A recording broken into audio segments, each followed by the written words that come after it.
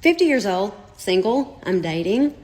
Found nothing but lying assholes. Very confusing because I am a freaking delight to be around. Delightful. About to become an asshole.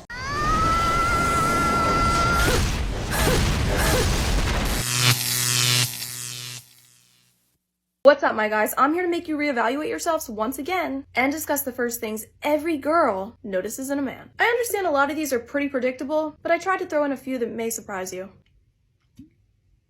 Still nothing. Number one, and probably the most important, so if you want to stop listening now, shoes. If they're a leather of some sort, I'm automatically more attracted to you. And if they're Vans, you probably stand no chance. Smell. Even though I have COVID and I can't smell. Overbearing cologne is a no, and lack of deodorant is a no. Nails. I've mentioned this a lot, but your nails are a big one. Disintegrated nail beds or long-ass nails with dirt underneath. Ugh. Evidence of scars or old piercings. This dude has a story to tell. Hairline. Us girls like to plan ahead. We all know this. Within the first 10 seconds of meeting you, I'm already trying to figure out if my kid's gonna have a good head of hair or not. Jawline.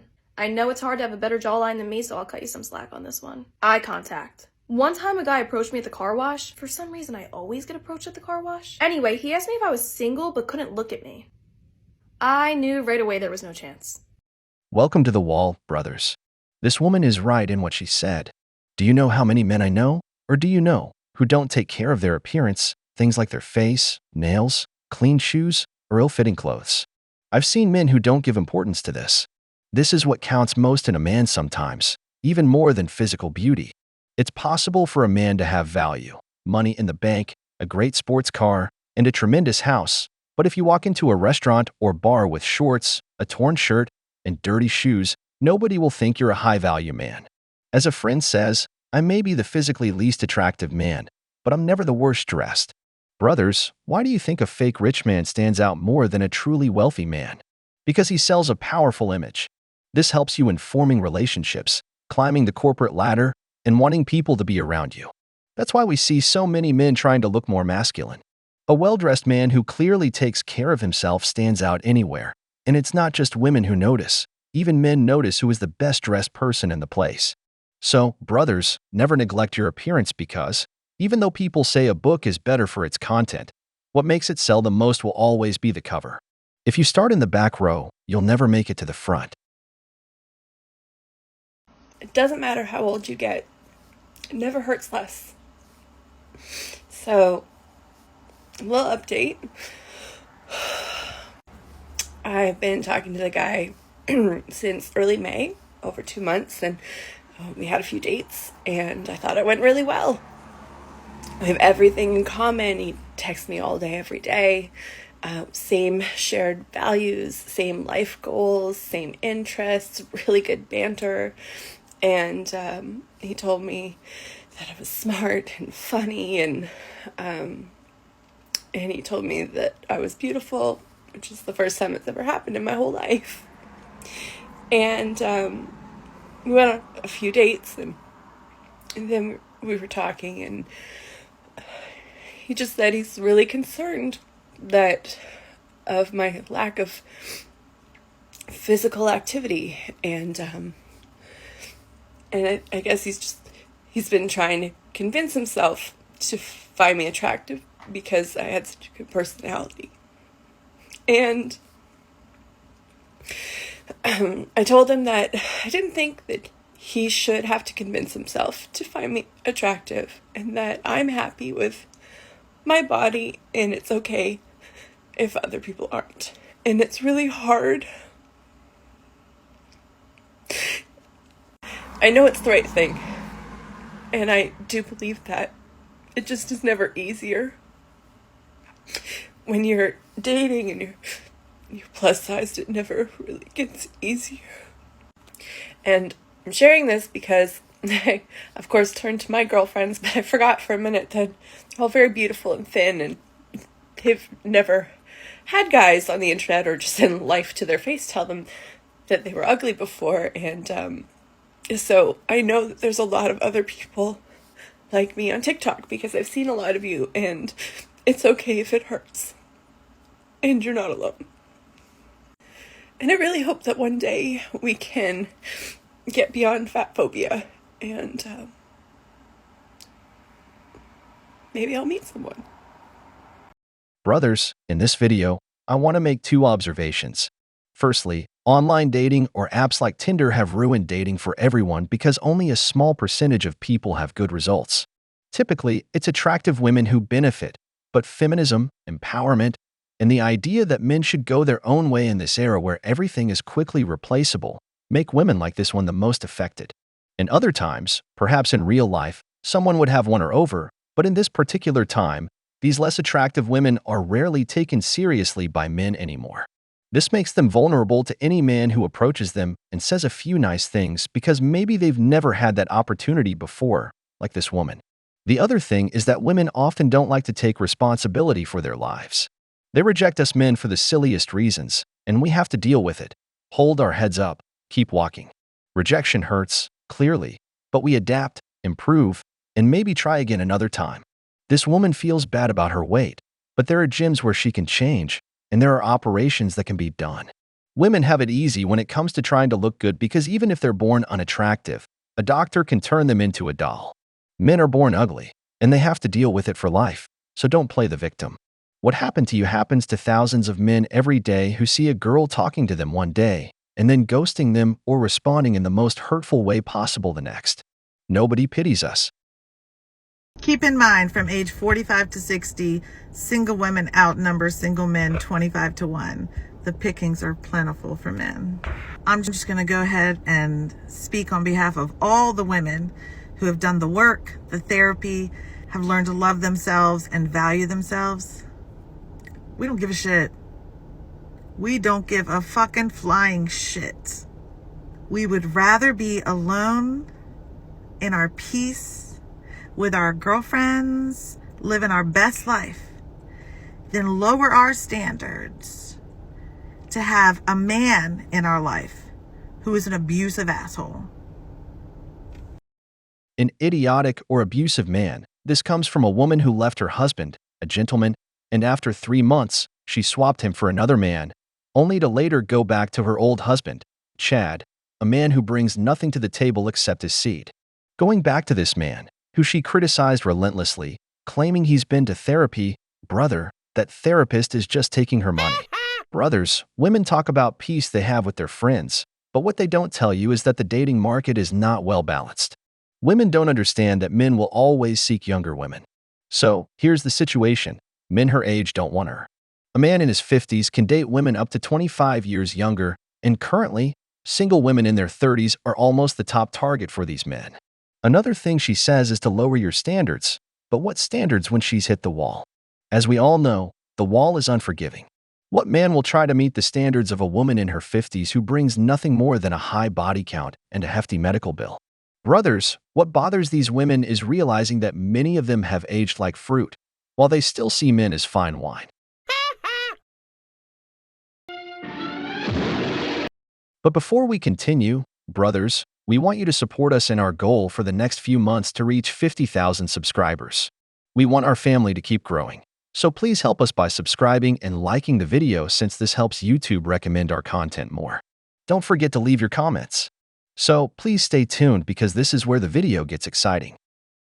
Today's lesson is how to decenter men and stop craving male validation. You need to find hobbies that don't have to do with men. If you don't have any hobbies, then the only real thing going on for you that's outside of the normal is your relationship. Next is make a to-do list every single day that doesn't have to do with men. Wake up, you get on a dating app, you text men, swiping on a dating app to texting these men, and then you call them and you're on FaceTime with them all day. You're always with them. Anytime they want you to pull up, you're pulling up. Texting them all day will not be a fucking option because you're gonna cut that out by only doing things that you have to do on your to-do list. Obviously, keep yourself so busy that you don't have time to think about them. This one works wonders. You don't have to act like, oh, I'm gonna ignore his text for 3 hours, because girl, you're already not gonna respond for those 3 hours because you're gonna be doing things to level up yourself. And then slowly but surely, you will start to get used to their presence not being there all the time. It'll become a normal thing for you not to call them and not to text them. You'll realize how much happier you are to not constantly being like, how can I cater to the male gaze? How can I make him think that I'm this amazing person? Because you'll just be living your life. You won't be asking yourself, why hasn't he called me back yet? You'll be so busy to the point where you won't even notice that he hasn't texted you. And that is how you start to decenter them from your life, by just doing you. Delete the dating apps. I'm not playing with you. Delete the dating apps, girl. Having dating apps just proves that these random men that you don't even know still have access to you. You need to make it clear to yourself, you're not accessible without commitment. And dating apps, girl, there's no commitment coming out of dating apps, especially Tinder. Go ahead and stop checking your social media, DMs, messages, notifications. These are men that you've never met, you don't see them, and yet you're wondering who's liking your stuff. You're wondering who's in your DMs. If you're checking your DMs specifically to text men, ooh, this next one, girl. Do not Snapchat a man.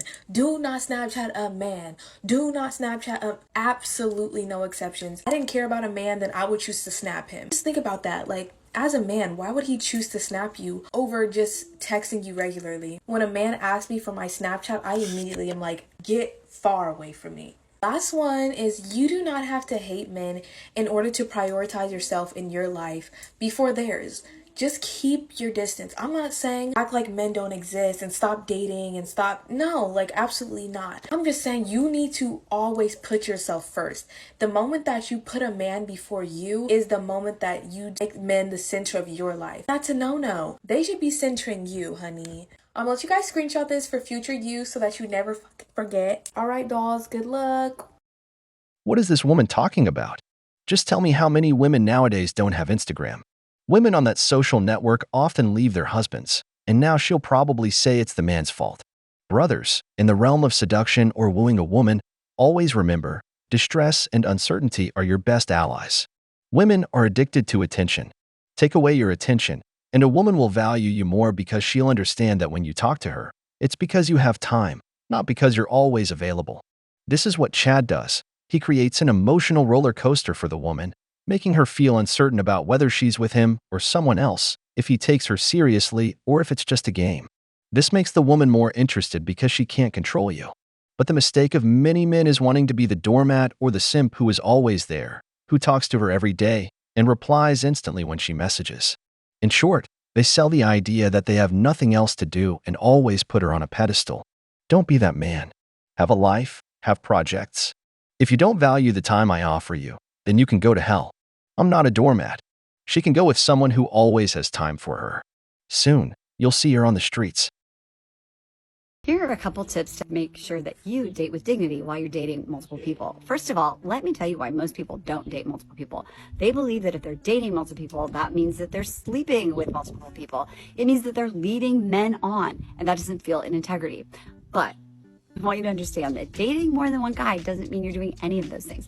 It just means that you have a set of men that you're interested in, that you're actually trying to collect data about over time to see if they meet your values and non-negotiables so that you can choose your best partner from among those guys. So here's a quick tip to make sure that you don't get overwhelmed, because what you don't want to happen is having lots of dates on the calendar that make you feel like you have no spaciousness, or you're fielding lots of text messages or DMs. So what you want to do is you want to keep it down to no more than 3 guys at one time, and you pace yourself so that you create your calendar in a way in which you have ample time to get to spend with each of these people. However, make sure that at the beginning you put tight time restrictions on that date. So you'll say, yes, I'd love to meet for coffee. I have about an hour, right?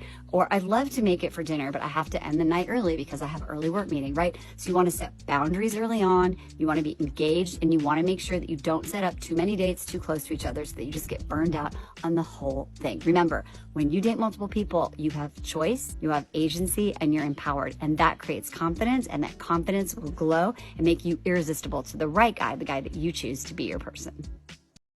I'm not in disagreement that nobody should rush into dating because you shouldn't choose the first person who comes through the door. That's all clear. The problem arises when women want to date multiple people simultaneously. Typically, both men and women have a 3-date rule. After 3 dates, there should be some progress, a kiss, a Netflix night, but some kind of move should be made. So what happens with a woman who goes on several dates with multiple men? Because in the case of men, if they date 5 women, they've likely reached the 3rd date with each one. And these men will try to take things to the next level with all of them. That's all clear. So, do you think that a woman who dates multiple men, these men aren't pursuing the same objective? Another thing is if the woman finds good prospects, high-value men, all of whom would make good husbands, and she's had more than 3 dates with each one, brothers, let's not deceive ourselves. She will decide based on how good the man is in bed because he already meets the other standards. There can't be a tie. She won't live with 2 men, and this is why women fail because the brain can't do 2 things at once. That's why many women date multiple men, and men realize it and dismiss her. Later, she blames the man for her decisions or uses the excuse that she has no luck. Brothers, my advice to you is always go on several coffee dates before planning a second date because she will likely continue to date others as well. So don't commit to something you're not getting in return. We've reached the end of the video, but before we go, the questions are for you. What do you think of women who date multiple men? What do you think of body-positive women? If you enjoyed the video, make sure to give it a thumbs up, subscribe to the channel, and hit the notification bell. Your support means the world to us and motivates us to create more content. Stay tuned for the next exciting video from The Wall.